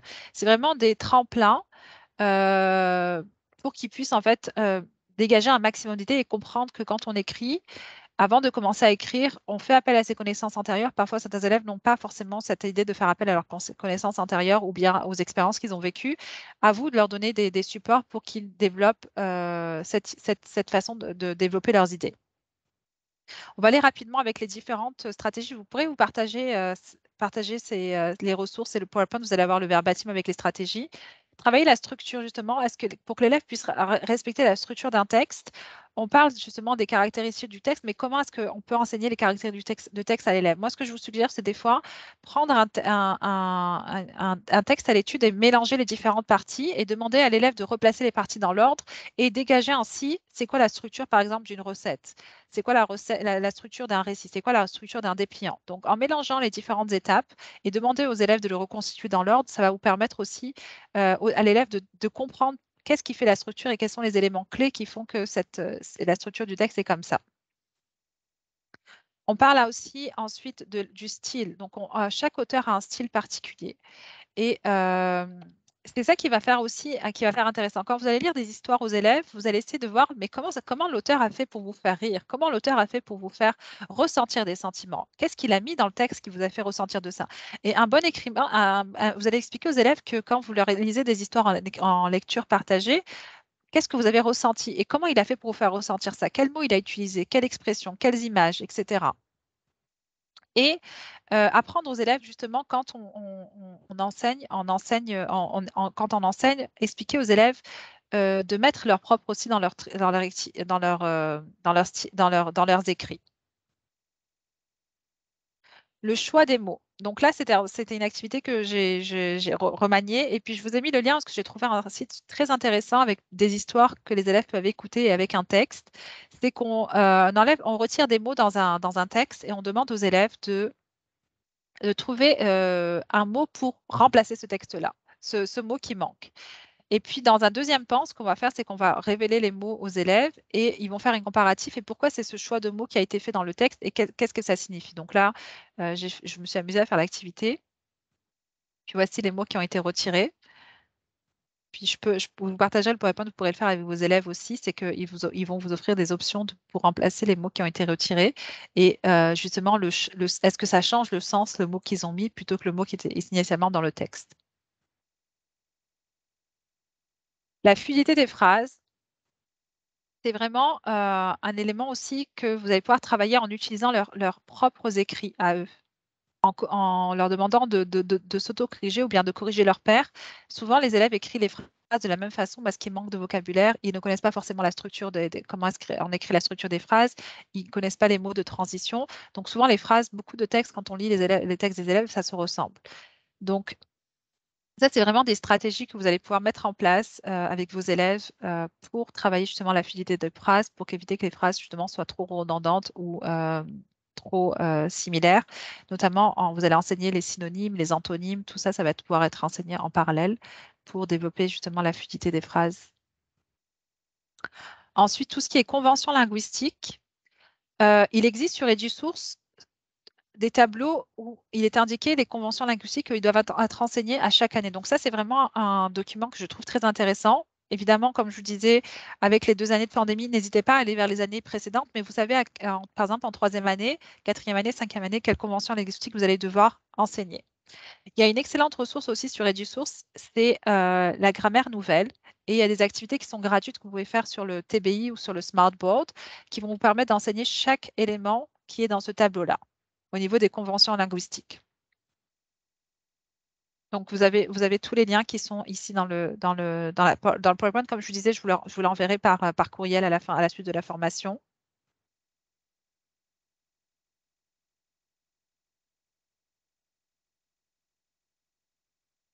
Donc ça, on l'avait déjà vu, je ne sais pas pourquoi c'est revenu ici. Et on va passer à l'étape de la lecture partagée. Ça, je pense que c'est quelque chose que vous maîtrisez assez bien. Il y a un exemple dans la vidéo, mais vous aurez accès, on n'aura pas malheureusement le temps de voir la vidéo de 10 minutes. Mais ça vous explique quoi, pourquoi, comment on fait la lecture partagée aux élèves. Et la lecture partagée aux élèves, c'est l'occasion justement de travailler sur les stratégies de dépannage, sur les stratégies de lecture avec les élèves, les stratégies que vous avez déjà enseignées, etc., etc. Donc, la lecture partagée, c'est aussi un élément du bloc qu'on doit faire tous les jours, du bloc équilibré qu'on doit faire tous les jours. Et lecture aux élèves, donc avant, pendant, après, comment ça se déroule. Donc ça, vous allez voir ça dans la vidéo. C'est une excellente modélisation de comment faire de la lecture partagée, lecture aux élèves. OK, lecture autonome. Souvent, j'aime bien dire qu'est-ce que je vois pendant la lecture autonome. Donc, lecture autonome, c'est quelque chose que moi, je dis souvent, Gwendoline a bien partagé, elle dit ses élèves, ils sont encore en première année, ils n'ont pas vraiment cette résistance à rester à lire et puis ils ne savent pas encore lire. Donc, on offre justement on enseigne différentes stratégies de lecture. Donc, c'est l'occasion aussi de les rappeler avant le début de la lecture autonome. Et ce qu'on doit voir, en fait, ce que je vois au niveau de l'élève, je vois un élève qui suit les routines établies, qui choisit un livre convenant à son niveau et il lit individuellement ou éventuellement, on peut faire la lecture autonome dans un deuxième temps avec lecture par les pairs. Et vous, c'est l'occasion aussi, durant la lecture autonome, c'est l'occasion aussi pour vous de faire de la lecture avec l'élève, justement de faire des conférences de lecture. Vous allez pouvoir questionner l'élève sur sa compréhension, sa fluidité et vérifier justement les éléments que vous allez devoir enseigner, planifier pour appuyer l'élève en lecture.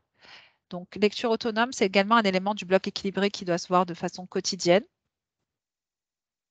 Et ce qu'on voit justement, juste avant de finir avec la lecture autonome, c'est que les élèves, on leur donne parfois lecture autonome parce qu'on estime lecture autonome certaines fois que c'est juste un temps de lecture. Non, lecture autonome, c'est qu'on donne à l'élève un livre dans sa zone optimale développement. C'est-à-dire que ça doit pas être un livre qui soit trop facile ni trop difficile, mais c'est aussi, on donne à l'élève aussi des pistes de stratégie.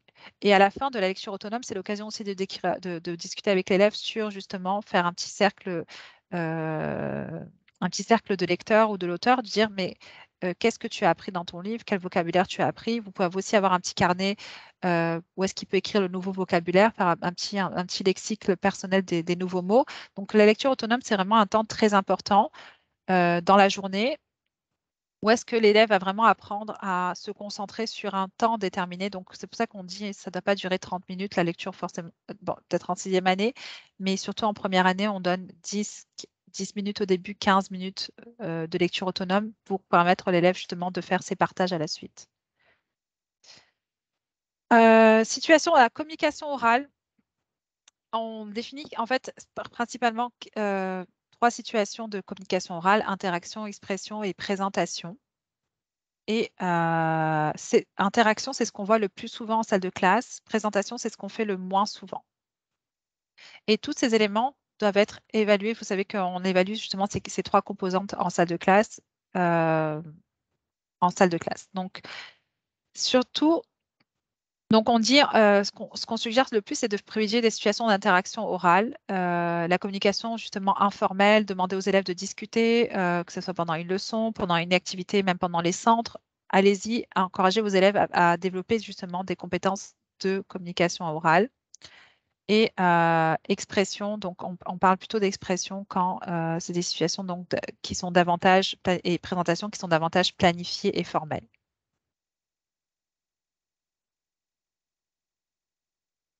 Et quelles sont, selon vous, donc les stratégies d'écoute qu'on doit enseigner? On va passer à la communication orale. La communication orale, donc on évalue l'expression, mais aussi on évalue les stratégies d'écoute.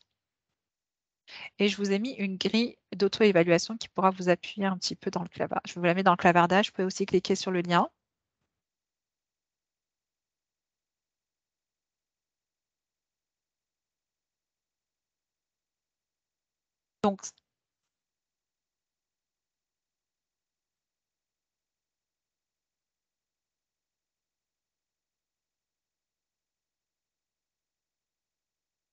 Donc, les stratégies d'écoute que vous allez pouvoir évaluer et vous allez devoir modéliser aux élèves et enseigner aux élèves, c'est par exemple, suivre les règles de politesse. C'est un élément que vous allez pouvoir mettre dans la grille d'évaluation. Prends une position d'écoute et active ses connaissances antérieures quand il pose des questions. Vérifie sa compréhension. Trouve le sens du message qui a été transmis. Associe les gestes et les expressions faciales appropriées aux paroles. Réagis au message et redis le message dans ces mots. Donc, c'est vraiment extrait des guides d'enseignement efficaces. C'est tous ces éléments-là que vous allez devoir enseigner et modéliser et évaluer aux élèves.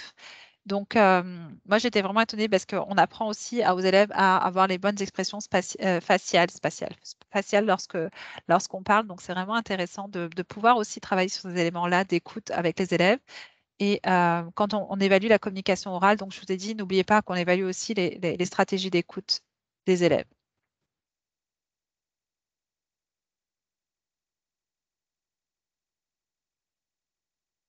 Au niveau des stratégies de prise de parole, donc c'est quoi les stratégies de prise de parole? Et je vous ai mis aussi une grille d'auto-évaluation que vous allez pouvoir présenter aux élèves et utiliser en salle de classe. Et comment préparer sa présentation? Parle avec respect. C'est comment établir un contact. Utilise une posture et des gestes appropriés à son message. C'est pourquoi il ou elle parle. Utilise une expression faciale appropriée. Contrôle sa voix. Et emploie des mots justes. Je crois qu'il y en a un. Alors là, on va venir un petit peu à ce qu'on appelle un petit peu de... Moi, je suis dans l'aménagement. Et un bloc équilibré de 100 minutes. 100 minutes, quand on a parlé d'enseignement explicite, de l'écriture et de la lecture à travers des mini-leçons. Ça doit faire de façon quotidienne. Donc, on modélise une stratégie d'écriture, on modélise une stratégie de lecture, on modélise également une stratégie de communication orale. Donc ça va être quelque chose que vous allez devoir planifier et faire des mini-leçons dans le cadre du bloc équilibré de littératie. Moi, ce que j'aime bien voir, en termes de centres, c'est que vous avez toujours un centre de communication orale avec une stratégie sur laquelle l'élève peut-être va travailler, ou est-ce qu'il va devoir aussi établir des interactions avec ses élèves et avec ses camarades, il y aura des interactions avec les élèves et communiquera avec ses camarades. Toujours un mur d'études de mots avec tout le matériel, je vous l'ai mis aussi, je vous l'ai indiqué. Un centre d'écriture guidée. Moi, je trouve que pour l'instant, nos élèves, et dans ce centre d'écriture guidée, c'est là que vous allez pouvoir aussi faire votre enseignement explicite en petits groupes. Et lecture et écriture. Donc, dépendamment du nombre d'élèves que vous avez, c'est établir des centres un petit peu comme ça, qui sont avec des groupes que vous voyez, que ce soit homogène ou hétérogène. Vous pouvez aller avec comme ça. Et là, vous avez votre bloc de 100 minutes parce qu'il y aura des rotations qui sont faites. Vos élèves auront eu la chance de passer à travers tous les blocs. Et communication orale, comme je vous disais, des différents groupes, 15 minutes chaque groupe, et établir justement une présentation à la fin ou faire un rendu écrit ou présenter un rendu écrit. Donc, la communication orale va se faire tout au long de ça, donc, tout au long des centres. Aussi, avec une œuvre littéraire. Donc, on part d'une lecture partagée, d'une lecture modelée. Et puis là, notamment, c'est un livre que je vous recommande vraiment. J'ai été sélectionnée pour être jury du prix TD Canada cette année, prix littéraire. Et le livre qui a gagné, ça s'appelle La fin des poux. Donc, il est vraiment excellent parce que ce livre-là va déclencher comment dire, pas beaucoup de passion, je vais pas dire beaucoup de passion, mais ça va renvoyer beaucoup à leur vécu. Et je pense que on a la chance parce que tous nos élèves ont vécu, je ne parle pas d'époux, je ne parle pas forcément d'époux, mais ils ont vécu une situation similaire à celle de la petite fille dans l'histoire parce qu'elle raconte, c'est un petit peu comment est-ce qu'elle a vécu sa pandémie. Et en fait, juste avant la pandémie, elle a reçu des poux. Et ce qui s'est avéré, c'est que pendant la pandémie, les poux ils se sont tellement développés sur sa tête parce qu'elle n'avait plus d'interaction avec d'autres enfants. Donc, ça raconte un petit peu l'histoire d'une petite fille pendant la pandémie, mais c'est aussi l'histoire de poux pendant la pandémie. Elle est vraiment très drôle. Je pense que vous pouvez la lire jusqu'à la 6e année.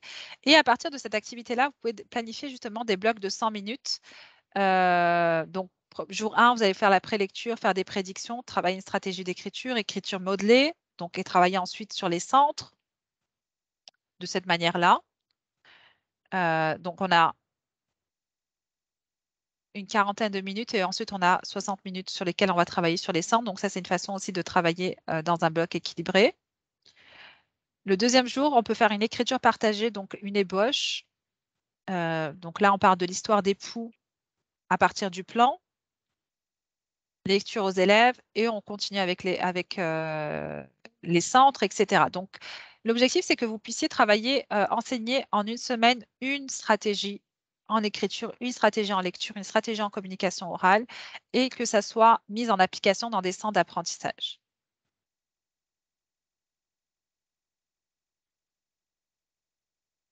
Et là, j'ai une question à vous dire. Donc, on a aussi une autre façon. On parle d'un bloc équilibré de 100 minutes par jour, mais qu'est-ce qui nous empêche de faire de l'intégration des matières? À votre avis, quelle matière s'intègre facilement à l'enseignement de la littératie en salle de classe?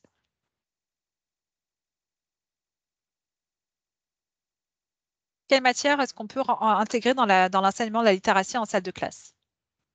Je pense qu'il est 10h23. Je ne sais pas si j'ai perdu la moitié des personnes dans la salle, mais les études sociales, les sciences, merci. Études sociales, sciences, OK.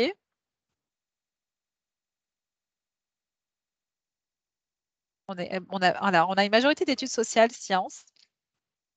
Alors, je vais vous inviter à, je vais vous surprendre. Il y en a une qui a écrit maths. Oui, et les arts, la santé. Alors, on peut intégrer c'est que ce que je vous dis, c'est pour ça que je disais que ce n'est pas sorcier parce que sans vous en rendre compte, mes chers participants, c'est qu'on peut enseigner la littératie, l'écriture, la lecture et la communication orale tout au long de la journée dans toutes les matières. Et ça, je vais vous mettre je vais vous partager un tableau.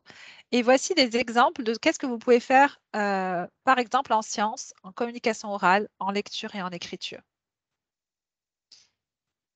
Merci, Emmanuel. Bah, Emmanuel a eu la bonne réponse. Donc, je ne vais pas vous lire tout le tableau parce que je vais vous partager, mais c'est vraiment des idées.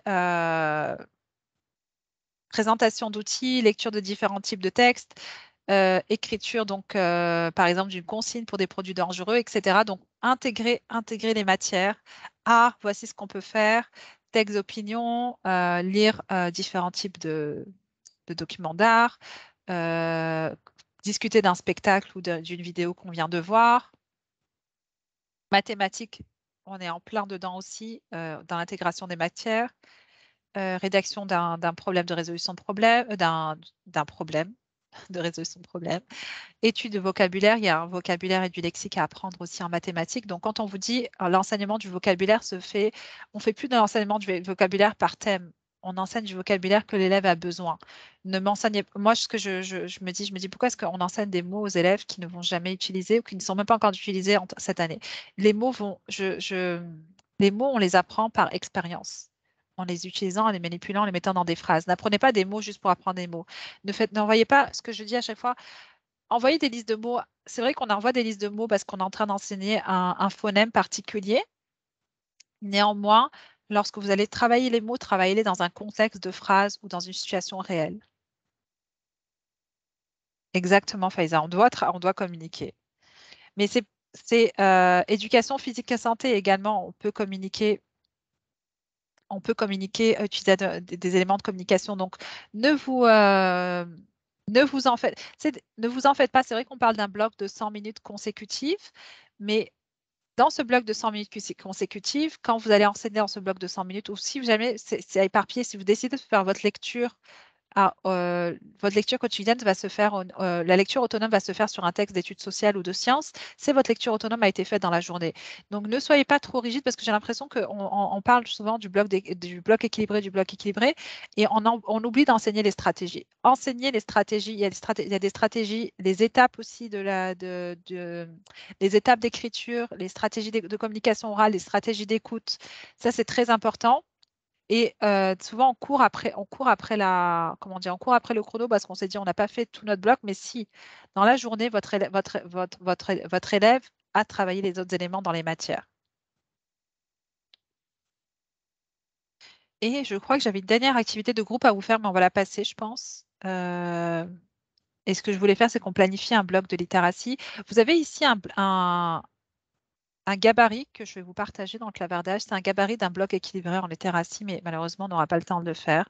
En fait, c'était un atelier, on n'aura pas le temps de faire, mais c'est pas grave parce que je vous mets le gabarit. Il y a un gabarit que j'ai fait qui va reprendre les éléments justement du bloc équilibré de littératie et comment le planifier dans un tableau. Vous imprimez le tableau et puis vous pouvez le mettre dans votre cahier de planification.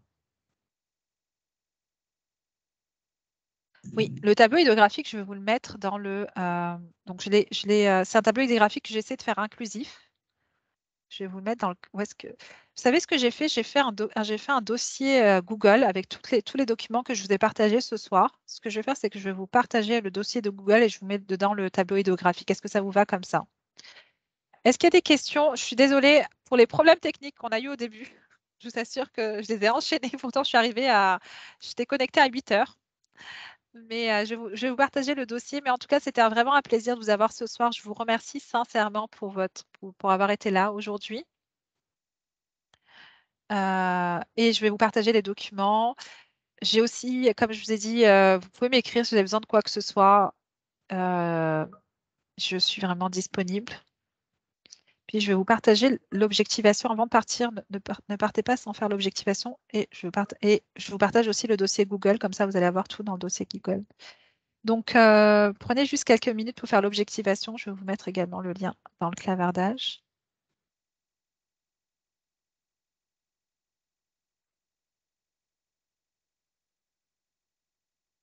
Merci à vous. Merci beaucoup d'être là. La veille d'un vendredi.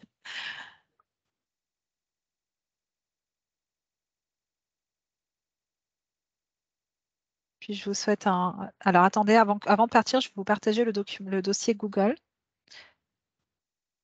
Ah, merci Nathalie. Simone. C'est Simone qui a partagé.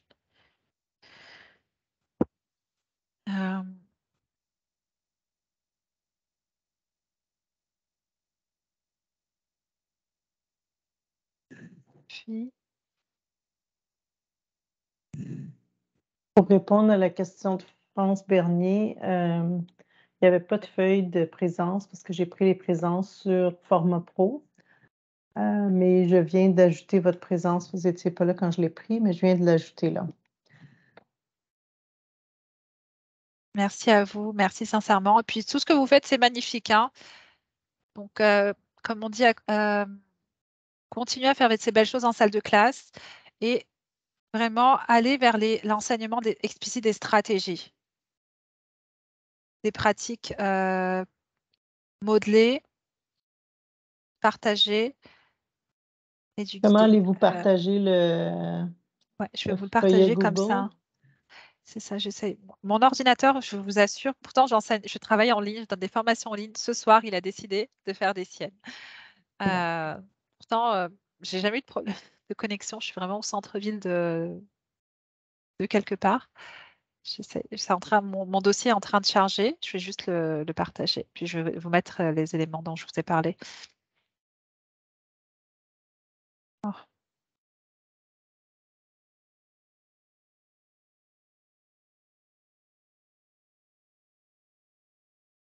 Donc, merci beaucoup, Ok.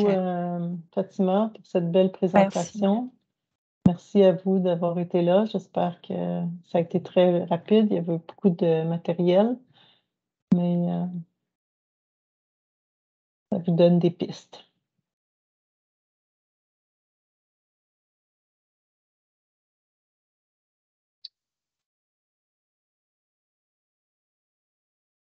Je vais y rajouter dans le dossier Google, je vais rajouter le diapo idéographique et la présentation d'aujourd'hui. Donc, je vais les mettre tout de suite après qu'on soit parti. J'essaie juste de télécharger le lien qui met une éternité. Puis, je vous ai mis des liens aussi pour des sites internet pour travailler les éléments du bloc équilibré de littératie. Je suis désespérée avec ce. Aujourd'hui, honnêtement, il n'y a rien qui fonctionne. Même, j'arrive même pas à partager le lien de. Elle me dit OK, veuillez réessayer ultérieurement. Ben, on va vous l'envoyer par courriel et on a vos courriels. Donc, on va vous l'envoyer par courriel. Alors, vous pouvez, si vous avez rempli le sondage de satisfaction, je vous demande de quitter la rencontre, à moins que vous ayez des questions, bien sûr. Et puis, on va vous l'envoyer par courriel là, d'ici quelques minutes, Fatima et moi, et on va se faire une petite liste de courriels de ceux qui étaient présents. Merci beaucoup. Merci à vous tous. Je vous l'envoie tout ça par courriel. Je vais vous laisser aller dormir. Merci beaucoup. Bonne soirée. Bonne soirée tout le monde. Merci Karine. Merci pour vos commentaires. Merci.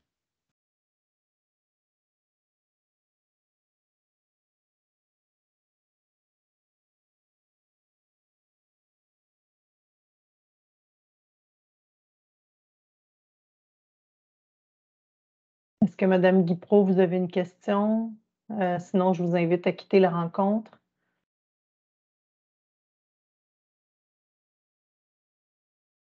Je vais arrêter l'enregistrement d'ailleurs.